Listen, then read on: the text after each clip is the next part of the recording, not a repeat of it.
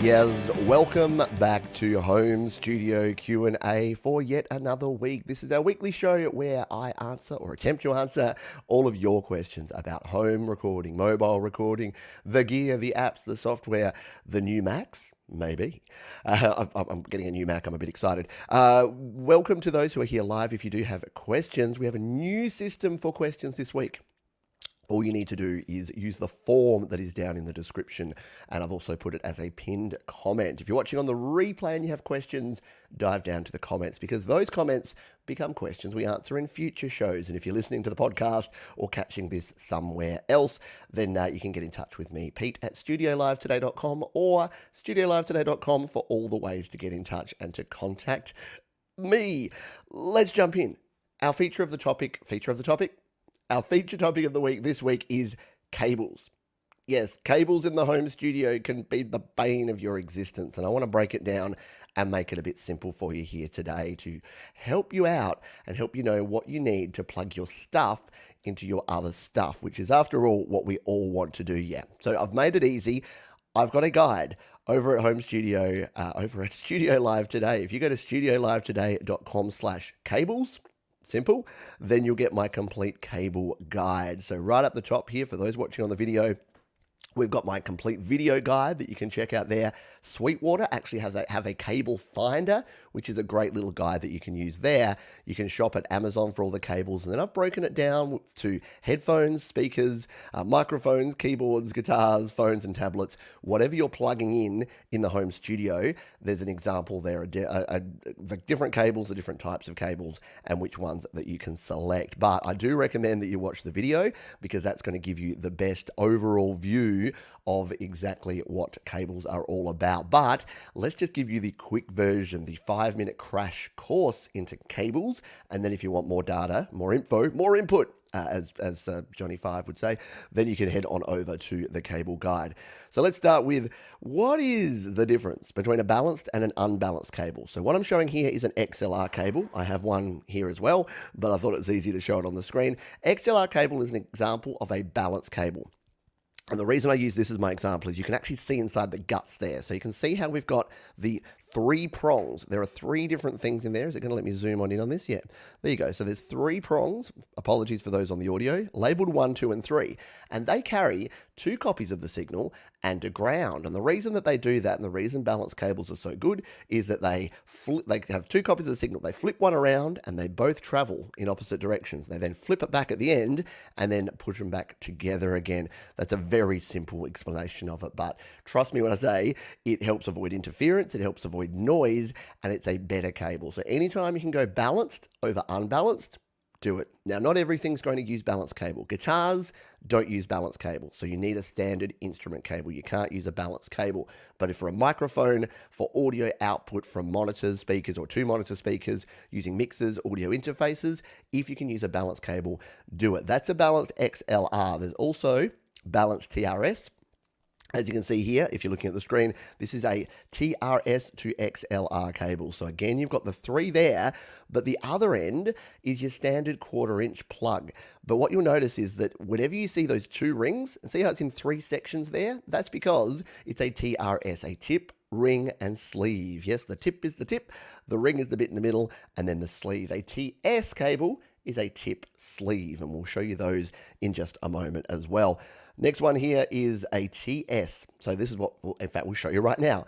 So this is a TS cable. So if you were plugging into, say, an amplifier or something that doesn't have balanced inputs, you would need this, which is an XLR, but it converts it. This is unbalanced. So yes, it's got an XLR connection at one end, but it's got an unbalanced TS connection at the other end. And all you need to do is count the rings. It's like tree barking. You know how old a tree is by counting the rings? You know whether you're balanced or unbalanced by counting the rings. If you've only got a tip and a sleeve, you're unbalanced TS. If you've got a tip, ring, sleeve, it's a balanced cable. Now, the only real danger with a balanced cable is, don't plug it into your guitars. As I said before, your instruments that have unbalanced outputs, use a standard instrument cable for those. But anything that says TRS or balanced, you can use one of these suckers. Here is a TRS to TRS. Again, tip, ring, sleeve, tip, ring, sleeve. That makes it nice and easy for you. And this is great for connecting your mixers to your monitor speakers or your audio interface to your monitor speakers. Just nice, clean, simple TRS cable.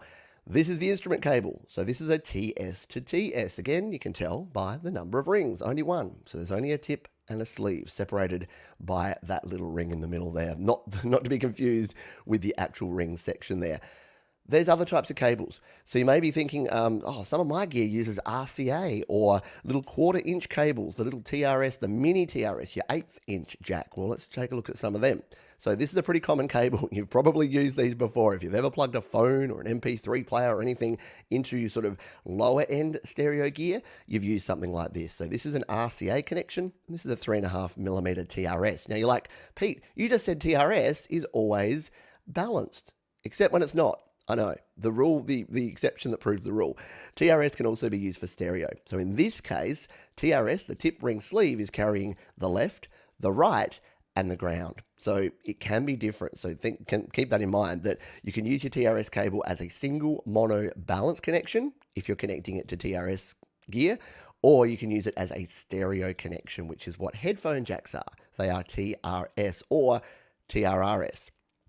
Let's not get into the confusing world of TRRS. There's another video that you can check out on the channel if you want to learn about that.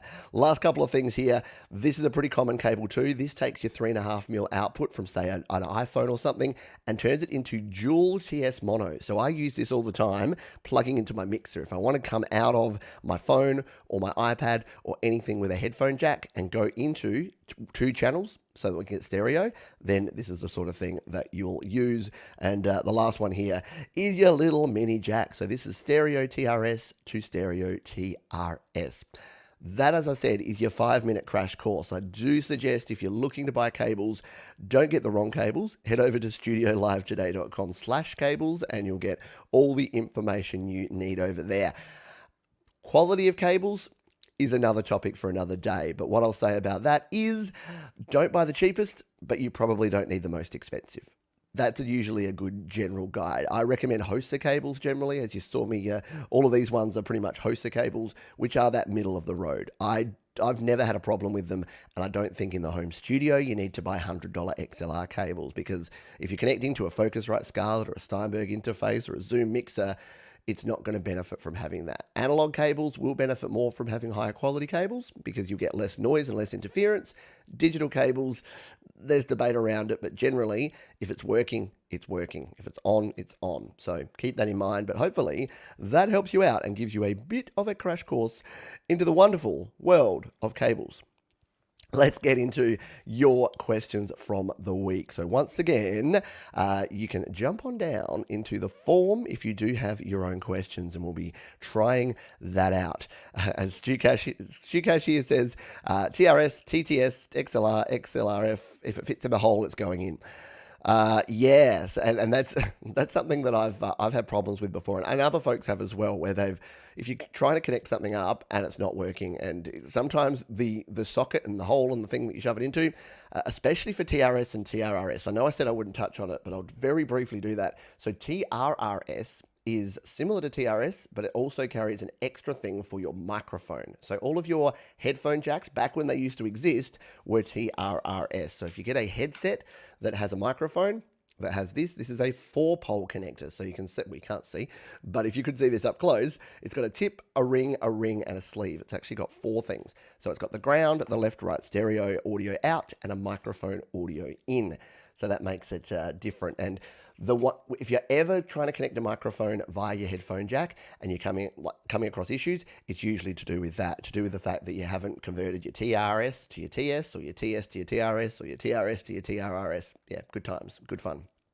All right, let's move on. We'll come over to our question form, and we'll see what folks have had to ask during the week. That's my test question, so we'll come to the next one. We're in the wrong section. I'll get there. It's going to take a while. I'm getting used to it because I've only just started using this method. All right, home studio Q&A. Jamal asked the question, can you use the Lightning to USB 3 adapter for playing using controlled wired USB using enough power when you're using a powered USB hub? Using a controller wired USB. Now, depending what you mean by controller, since you're saying playing, I'm not sure whether you're talking about playing a MIDI controller or playing with a game controller. I'll answer for both. Game controllers are generally not supported via USB, as are USB webcams.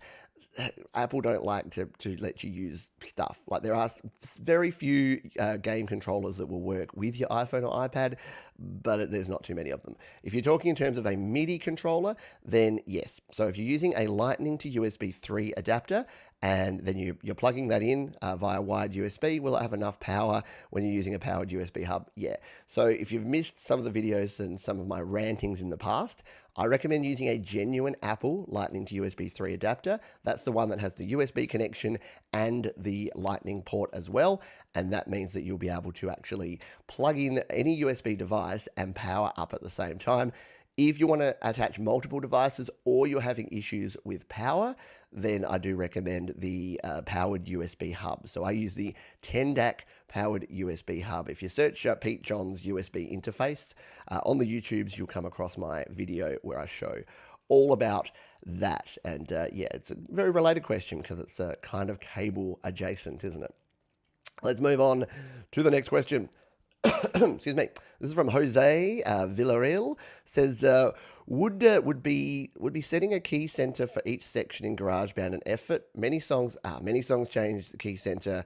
All the things you RS5. So the smart instruments like piano would always present the right chords. Presupposes that the bars with the same key center defined in a section. Thanks in advance. So I think what you're asking here is, can you change the key in GarageBand? And the short answer to this is no. So you can set the key signature in GarageBand. Say you're in C major, which is what it kind of starts in for most people, and you're playing in C major. If you then want to change the key to G major, you can of course just change the chords on your instrument. So you can go into the edit chords feature within GarageBand, but you can't actually change the overall key, at least in GarageBand on iOS. In other applications and GarageBand for Mac, can you change key mid-song? I'm pretty sure you can. Someone in the chat will be able to correct me if that's not the case.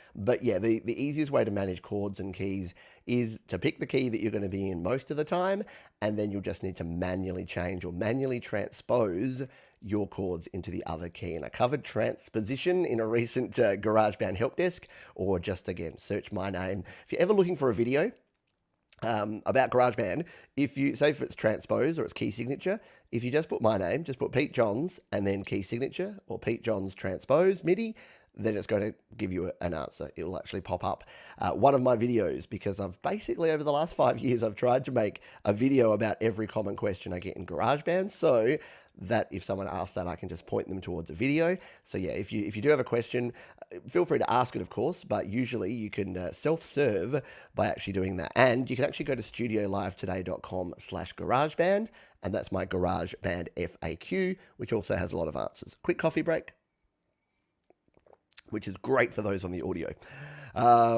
We'll see if has anyone confirmed whether we can actually change it in GarageBand Mac. If you can, let me know if you're here in the chat. Next question here will come in from Tom Kewell. Hello to you, Tom. Hi, Pete. I've got an ancient version of GarageBand on a 6 to 7 year old iPad mini. I've got a brand new iPad arriving next week. How do I transfer in progress projects from the old to the new? This is a great question. How do you take those old GarageBand projects on a really old iPad and bring them across to the new? Now, you might be thinking, AirDrop. AirDrop's the easy and the obvious solution here. Yeah, a lot of older iPads, if you're running iOS 9 and earlier, you don't have AirDrop. And if it is iPad mini 1 or even 2, I think, is probably running iOS. Actually, no, I think 2 can run iOS 12 and does have AirDrop. But let's assume that you don't have AirDrop. So AirDrop's the easiest way. Grab the project, AirDrop it to your new iPad, and you're good to go. There's other options that you can use. My option of choice with this sort of stuff is Audio Share. So I've talked about Audio Share before. It's a great little app. Should we bring it up here? Yeah, we've got the thing on the screen here. We might as well bring it up and show you what I'm talking about here, so we can do a practical example. So if we come in here, this is Audio Share. We'll just swap my mouse over to my iPad. So this is my iPad running Audio Share. One of the cool things that you get with Audio Share is this little option here, which is called Wi-Fi Drive. If we tap that on and we turn it on here, what you'll notice is it gives you a web address there, and it actually usually gives you a name there. For some reason, this is just giving me the web address. I don't think I've got my network set up very well at the moment. So this is just a local address on your local network, and what you can actually do is connect this to any other web browser. So what I would actually do is connect your old iPad up to Wi-Fi, set up Wi-Fi drive on your new iPad, and then log into this address just using Safari on your old iPad. It will then bring up this page and you can log in and start transferring files. It's as simple as that, and I'm almost positive it will work. It just uses the standard web standards, so I think it would work fine on Safari. So if you had that, then you should be able to do that. The only issue you may have is that, the only issue might be that the files option, that could be a problem actually, because your files option wouldn't work on the old iPad. Okay, another option. If that doesn't work, which it may not now that I'm thinking about it, because you may not have the Files app, that didn't come out to iOS 11. If you don't have the ability to upload files using that method, it's going to come down to iTunes. Unfortunately, back in the day, the only way to really transfer files was using iTunes. So you're going to have to try and source a Mac or a PC and through iTunes connect up via USB, and then you can use the iTunes file sharing feature to actually transfer. And I've got videos on the channel all about the iTunes file sharing feature. If you search my name, once again, Pete Johns, and iTunes file sharing, you will come across videos to be able to find that. And as Jade has kindly put down here for my videos on the GarageBand, for Pete's videos with the GarageBand FAQ, there you go, studiolivetoday.com/GarageBand is the place to go. And Spot 11 saying audio share rocks. It totally does. It's fantastic, and I've got a full episode about that, which is which Jade has linked down below. Hello to Ed, and hello to EmoBot9000. Thanks for dropping in here, and Troy as well. Troy says, I still use my iPad Mini 2 as my main. It still holds up. Yeah, iPad Mini 2s are pretty cool. And again, as long as you don't want the latest and great, well, not the latest and greatest, but the latest versions of iOS or iPadOS, and you're happy and it's running, as I always say, use what you have, right? Use what you have and get the job done. Let's come back here to the form. We'll see if we have any other questions. Looks like we have one more here for now. This is from Steve Roots. Steve says, I want to use AUM to play 8 tracks of audio loops that I've made. While they play, I want to add effects and mute and unmute individual tracks over a period of a few minutes to make a live dub session. Very cool. Is it possible to record dub performance from AUM into a DAW like GarageBand or Cubase so it can be edited later? That's a good question, of which I don't know the answer to. I haven't used AUM a heap. I know, Jade, you did a couple of episodes on AUM and are probably the best person to ask there. I would jump over to the iPad Musician Facebook group as well. There's a heap of folks that use AUM a lot and use a lot of other DAWs and do a lot more fancy stuff than me. The only way I've really done this before is using a second device. So the few times that I've recorded the output of one iOS device, it has been done by just sending the audio out of one thing, so out of the headphone jack, stereo audio out, and then using a stereo audio interface on another device and recording my iPhone to my iPad. So I've done that a few times, but within one device is a little bit trickier. So that's obviously the easiest hack way around it, is to just send the audio, the stereo audio out, and then send it to another device and record on your second device. To do it all on the one device is something that I'm not sure about, and I haven't tried it. I'm sure someone else probably has. Alrighty, we will continue on. Yes, and then as Jade says, if you do have a question, help us test out the new question form. It is linked down in the description and in the pinned comment as well, because I think we've actually reached the end of the questions so far. We'll just refresh that and make sure. So I'll leave the form open for the rest of the show. We will jump back over to the live chat and also to our the pre-questions. Words are not my friend today. We will get there though. Let us jump over to our questions from during the week. So here we have one from Sick Stick. Sick Stick says, I have an audio interface now, but I would like to switch up to a mixer just because it seems convenient to be able to EQ on the spot to me. Would that be worth it? Is it worth updating from your audio interface to a mixer just to be able to EQ on the spot? It's an interesting question, and my usual take on this is, if you are doing anything live, a mixer can be super handy. So for what I'm doing right now, for being able to live stream, a mixer is great. If you're doing podcasts where you've got multiple people and you're recording multiple microphones, And especially if you're doing that live, a mixer can be great. If you're doing any live performance, so if you're busking, if you're doing live shows and live sets, a mixer can be great.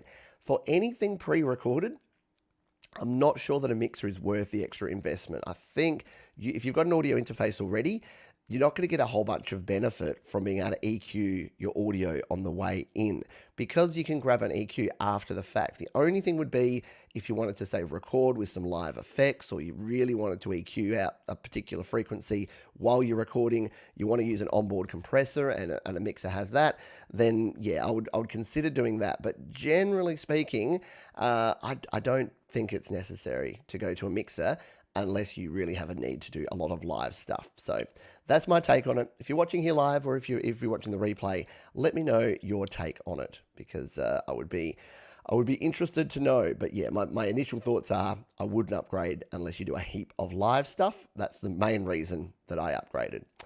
Talking about some of the previous questions here, Gary Hub says, I still use iTunes to move GB projects to and from my phone.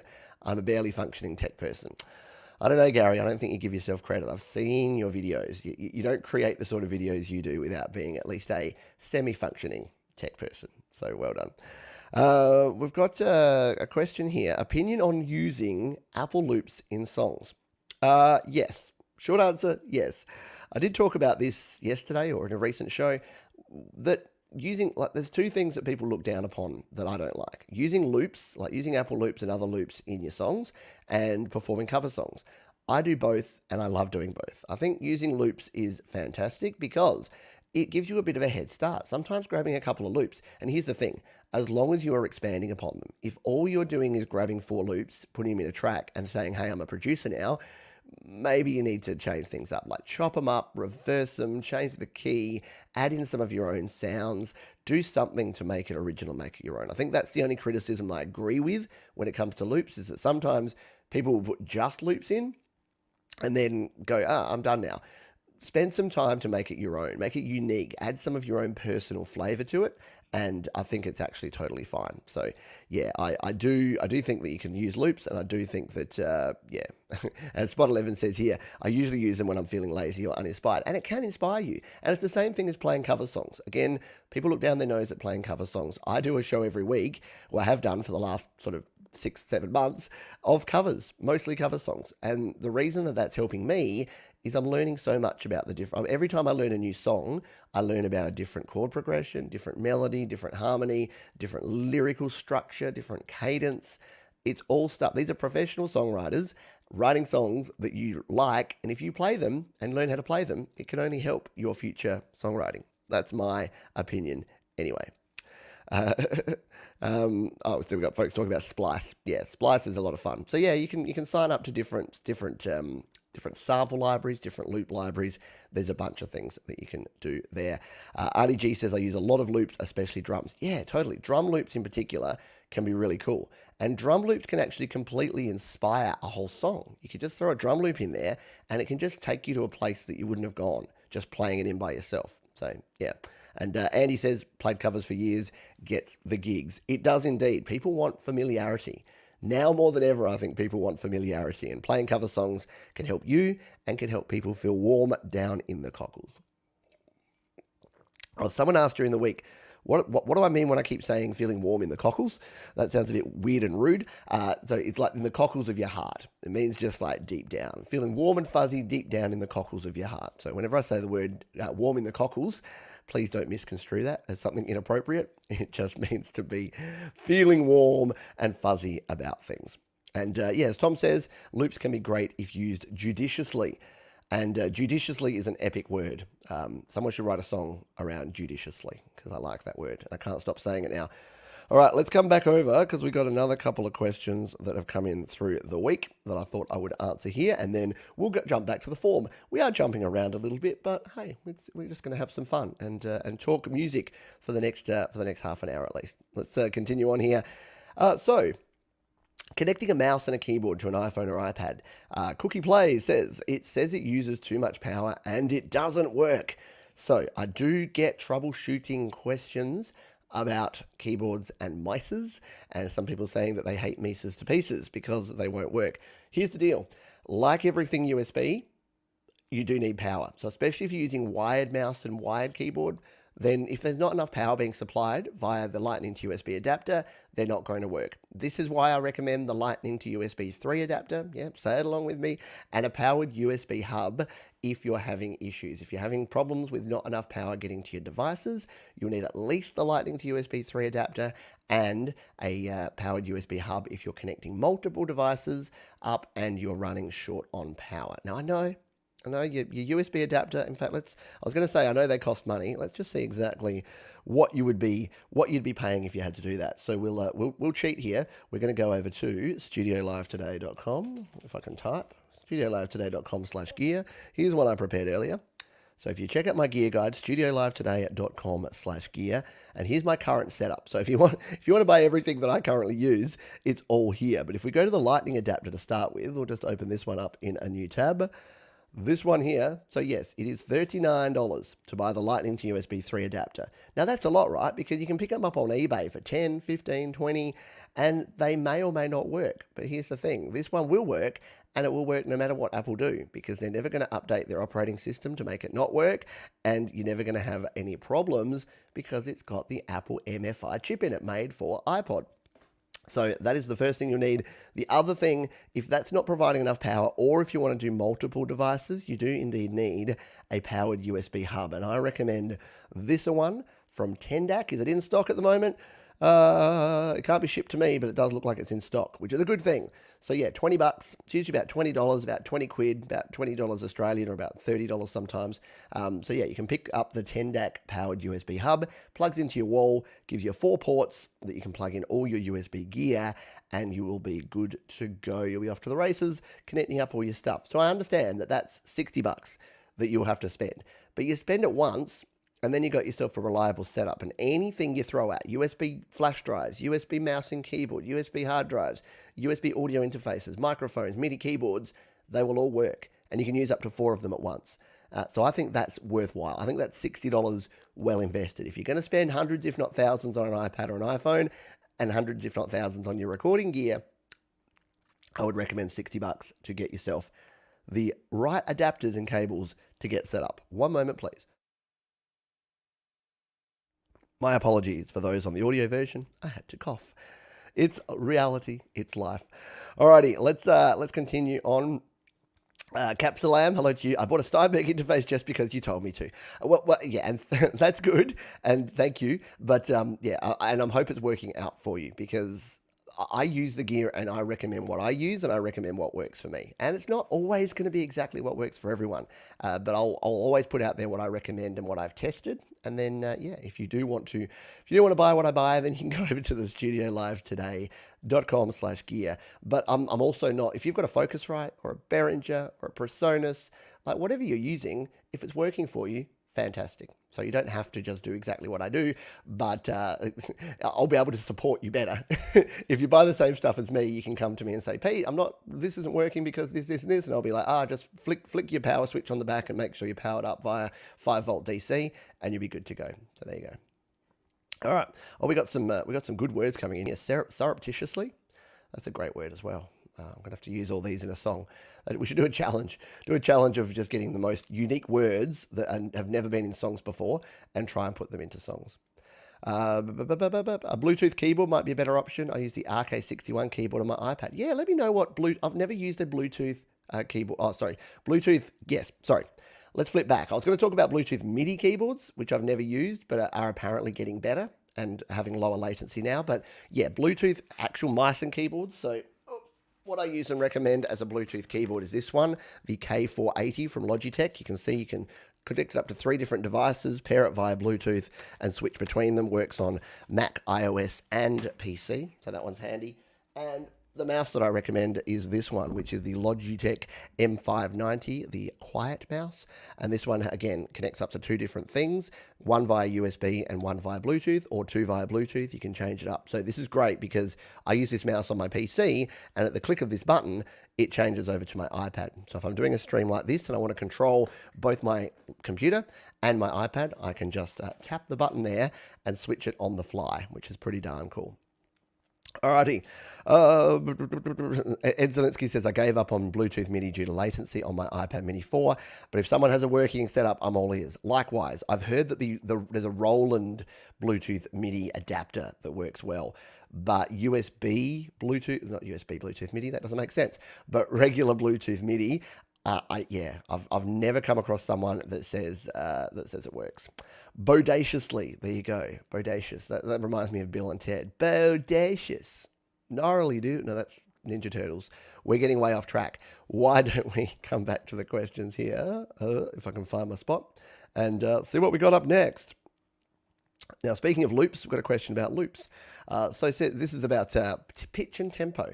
What about instruments that aren't loops? I'm trying to arrange a radio video of my System of a Down on GarageBand, but I can't find out how to change the tempo. I'm not using loops, but I'm recording I'm not using loops, but I'm not recording anything. I'm placing the notes by editing them in. Can I change the tempo then? Thank you in advance. Yeah. So short version is you can change the tempo and it will impact any virtual instruments or drummer instruments. So the easiest way to think about this, I'll jump in here to GarageBand and give you a quick demonstration. If I just bring up a random idea, bring up this funky demo that we did on a show recently. So here's the deal. We're playing by AirPlay. One moment, I just need to unplug, boom, and replug, boom. I just need to get the audio that's not going to come through AirPlay so it comes through my mixer properly and you're going to get decent quality audio. So there we go, turn on monitoring. Right, so anything here that you can see that is either an Apple loop, so I'll switch over my mouse. So you can see up the top here, this one is a loop that I actually imported, so it won't work. Anything green, anything Apple loop, or anything yellow, which is your drummer loop, is actually going to change with your tempo, and it's going to do your follow pitch and tempo thing. So if we came up here to tempo, it's at 96 at the moment. If we bump this up to like 100, just for dramatic purposes, we'll bump it up to 162. Look what happens here. So all of these green ones are totally fine, but any of these, see how that's now split down here? So it's not going to follow those. And if we play it, it's actually going to sound like a complete dog's breakfast. Let's take a listen. This is the old world. You're going to hear it on GarageBand, girl. So it's completely out of sync here because these loops have not synced up. However, if we mute out anything that is audio that has changed, all of our virtual instruments and even our our Apple loops, they've all beat matched and stretched to match our new tempo and our new speed. So let's take a listen.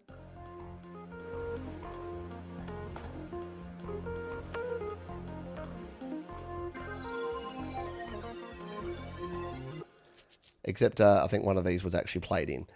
But yeah, if you get the idea here that your green ones, anything that's virtual is going to change. But as soon as you bring in anything recorded, we better change this back, or I'm going to get super confused. Anything that you've brought in that's actually a recorded sound is not going to follow. It's not going to follow your pitch. It's not going to follow your tempo. I've totally ruined it now, haven't I? Because it's when you change it and then you change it back. Let's see if I can undo this all the way back to the start. No, I broke it. That's right. It was a terrible song and I should have felt bad about it to begin with. But hopefully that helps you out. If you are looking to do something like that, then yeah, if you're adding the notes in and you're editing them in and then you need to change the pitch, 100% fine. Basically anything green and anything yellow will be fine. Anything blue, unless it's an Apple loop, won't actually change. There you go. All right, let's grab our next question from here. And this is from a DM from DM? No, I got a question. I work from home and I got two laptops, one from work and one from personal. And I usually use both at the same time, but it's a mess having two sets of headphones. How could I connect the audio output from both laptops to just one pair of headphones? What an interesting question. I'm talking about a very basic audio setup to watch Netflix and Zoom calls.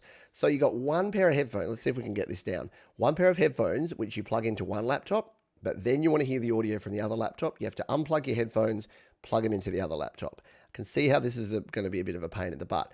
You will need some sort of mixer or splitter. I'm just trying to work through the logic in my head that how this would work. So you'd have your stereo audio out coming from one laptop, your stereo audio out. So you've got two sets of stereo audio coming out as headphone. Yeah. What are you going to need there to sum them together? So you probably need a dual, now do these exist? Dual stereo TRS to a stereo TRS socket. I'm going to have to search this out because this is one of the weirder ones, the stranger questions that I've come across here before. So let's see if something like this exists. So what do we need? We need dual TRS stereo to stereo socket. This, I don't even know that these exist. Oh, what's this? Looks like my stereo mic split. No, see, you can split the. It's a really weird use case, and it doesn't look like there's a lot. You can do it the other way around. So what most people want to do is have two set pairs of headphones into one socket, but to have two sockets going in and one, I think the only solution I can think here is to get a small mixer, like a small 4-channel mixer, send the stereo audio out into the mixer. So if you've got 2 stereo channels or 4 channels of stereo on like a little mixer that you could then plug in and then plug headphones into your mixer. Like that's the only thing I can think. That's what I do here. So actually, that's exactly what I do here. So I've got a Zoom live track. That's going to be overkill for you. But if you can pick up just little, small, like cheap, no-name mixers for like $30, $40. Let's see if we can find one. Let's just see if we go 4-channel. If we go 4-channel mixer, and we'll just find something that's like Behringer. Yeah, so most of these that it's giving me, it's like you would want this. All right, here's something really cheap. All right. So your quality may not be amazing, but for the sort of purposes that you wanted, this might actually work. So we'll bring this up. So something like this, $37, you can see there. What you would do here is you would bring in your, now does this have, so this is this 2-channel? No, 4-channel audio mixer. So microline input, and then, yeah. So it's going to get clunky, whatever way you do it, because what this is going to need is you're going to need TRS, and you need a 1/4 inch, 1/8 inch to TRS, and then 1/8 inch to TRS, and then plug your headphones in here. Yeah, it's weird because there's no device that just does this, that sums it down for you really easily. But something like that, something like a mixer that's going to bring 2, and don't buy it from wish.com, by the way. That was bad. That was a bad example. Buy it from somewhere else. That's my way. Ed Zelinsky says, yeah, agree. That way the two sources don't interact in any way using a mixer. Yeah, some sort of mixer. I had the best one for the longest time. It was an old Radio Shack mixer. It just had 4 channels, 4 mono channels. You could just plug anything straight in there via TS, and you could control the volume, plug a pair of headphones in, and you'd be good to go. I don't know if they make them anymore, but yeah, that would be the one thing.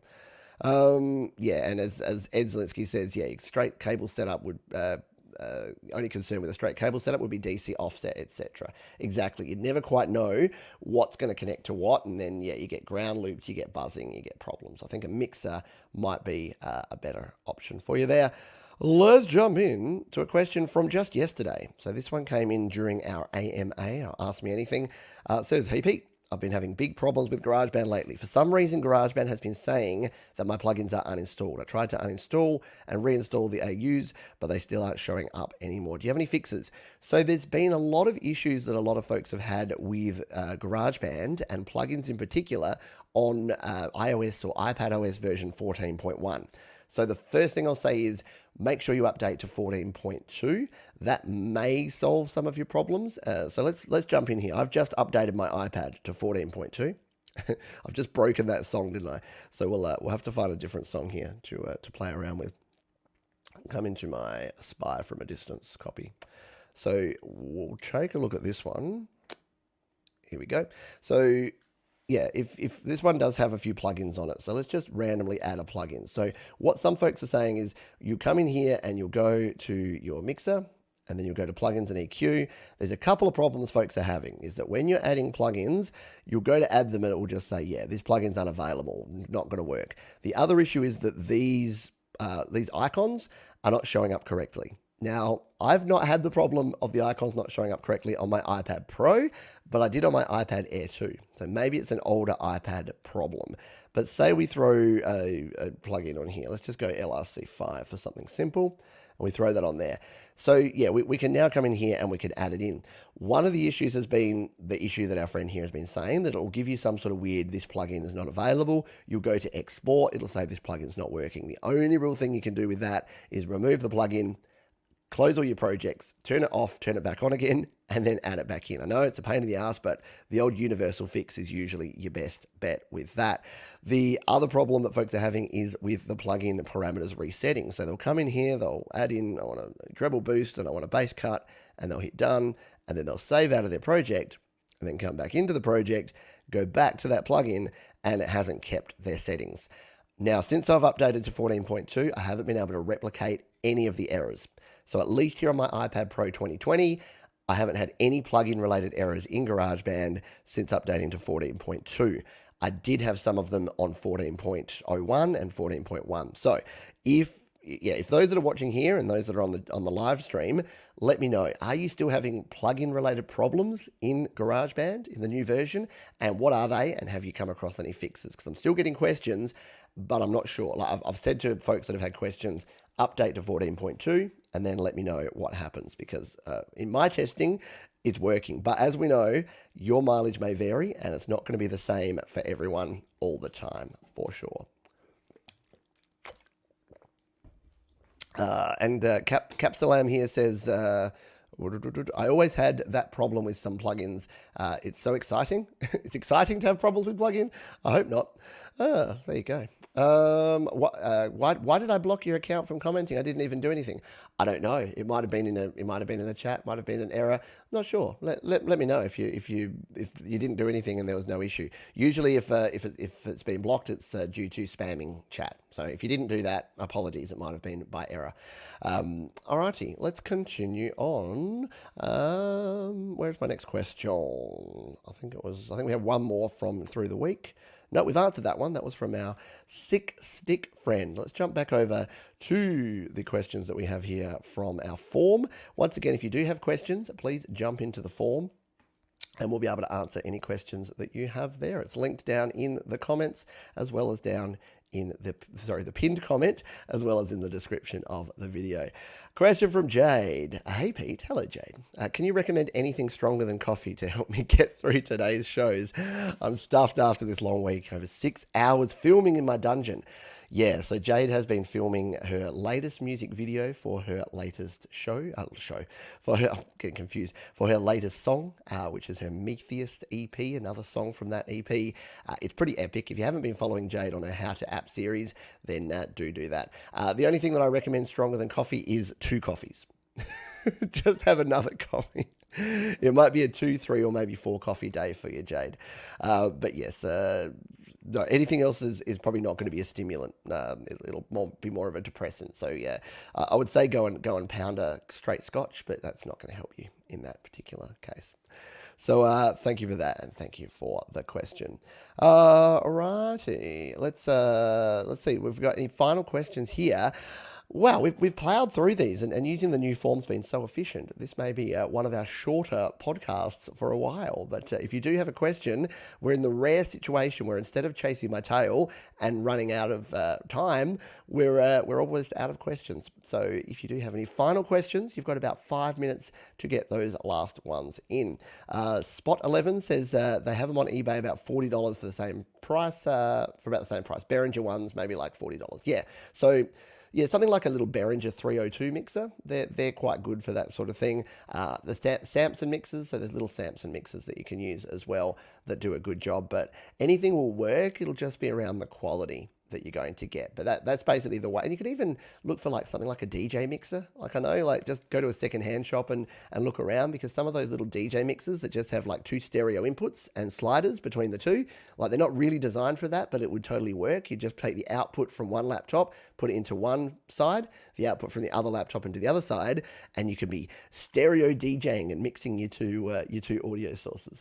The other thing to consider is if they're TRRS, so if your headphone jacks on your laptops have microphones as well, and you're using a headset with a microphone, that just adds a level of complexity to it that I don't think you'd be able to get around. You'd have to be doing all sorts of weird converting. So if you're actually using a headset that has a microphone, and it's honestly going to be easier to just unplug and plug into the other one. I can't think of a better way to do it than that.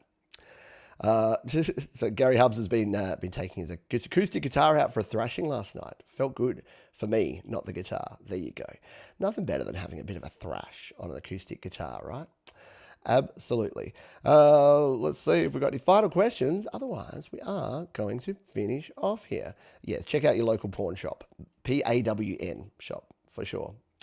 Alrighty dokie. So we are going to finish up there. Thank you so much for being here and for all of your questions and for those that have contributed to the answers. As I always say, it is so much better in this show when I have folks here that can help me answer the questions. And if you're watching on the replay or listening on the podcast and you're like, hey, I got some great information about that one, jump over to the YouTube channel and grab the video and leave a comment there. And also leave a comment down there if you have any questions, if there's anything that you would like to know, if there's anything that you have been wondering or want to know about home studio, mobile studio recording, DAWs, GarageBand, you name it. Now, coming up here on the channel, we have the happy hour later today, and we also have our GarageBand Weekly for you GarageBand fans. And we'll also have coming up right now, if you're here live, coming up right after this one is Glenn Clark, a wonderful songwriter from New Zealand who's doing a live premiere, and then we'll be interviewed by Jade Starr. So hang around for that, or if you're in the future, look that one up. There'll be links in the description. Thanks, folks. I hope you be kind to yourselves, be kind to others, and keep on creating. Cheers.